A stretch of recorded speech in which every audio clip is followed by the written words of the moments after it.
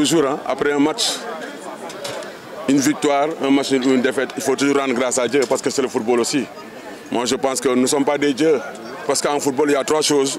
Parfois, on gagne, parfois, on fait match nul, parfois aussi, on perd. Et ça va avec le football. En tout cas, c'est un match que nous avons bien préparé, en sachant qu'on va jouer contre une belle équipe, une équipe académicienne. Et cette équipe académicienne, on l'a vu sur le jeu de possession, sur la sortie de ballon, mais tactiquement, nous, on est bien en place. On ne les a pas donné beaucoup d'espace, on les a obligés à jouer long. Et on savait que derrière, on est très bon sur le duel aérien, donc il fallait être très bon sur la récupération du deuxième ballon, ce qu'on a fait, et être très bon aussi sur les transitions rapides. Je pense qu'on a bien travaillé sur ça, on a bien répété ce qu'on a entraîné. Ça a payé cash, on a marqué un but libérateur, on a marqué un deuxième but. Mais après, comme on dit, on a senti un peu de légèreté et de fébrilité par moment, on a donné un cadeau. Oslo a réduit le score, mais après au VCR, j'ai fait des changements, j'ai apporté Abdoulaye Diédhiou à la place d'Aziz. On est resté plus costaud, on a marqué le troisième et le quatrième but, il y avait de la place pour mettre même le cinquième.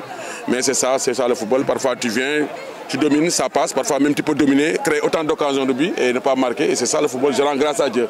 Et je continue à travailler avec beaucoup d'humilité, Inch'Allah, pour essayer d'aller vers l'avant. Une victoire qui motive le Jaraaf avant son match prochain pour la Coupe d'Afrique contre l'équipe ivoirienne. Oui, on avait besoin de ça quand même avant de voyager, de gagner ce match. Parce que c'était quand même dans la tête des joueurs, dans la tête de l'ESAF et dans la tête des dirigeants et des supporters. Il fallait gagner pour rassurer tout le monde et pour avoir un maximum de confiance avant d'aller à Abidjan. Parce qu'en sachant que ce sera un match très difficile contre une belle équipe ASEC. Mais comme on dit, nous aussi nous avons une belle équipe. Je pense qu'il est toujours important pour une équipe de partir en confiance, d'avoir la tête reposée et de ne pas avoir de doute. Et ce qu'on a fait, c'est bien, mais maintenant il faut avoir de l'humilité, reprendre le travail sur le terrain et préparer bien le match contre ASEC, qui s'annonce très difficile, Inch'Allah. Oui. Tu sais, Al-Mamik, on a la chance quand même d'avoir Al-Mamik qui est en grande forme depuis quelques temps, quand même, qui marque but sur but. Mais aujourd'hui, il a marqué 2 buts. Pour le premier but qu'il a marqué, c'est un but d'attaquant, avec une frappe de 30 mètres. Logé sur la plaine Licarne, le match passé contre Agel, il a marqué un but sur un contrôle orienté, ensuite en pivotant, il fait une frappe. Donc c'est les races d'attaquants qui sont rares dans ce championnat.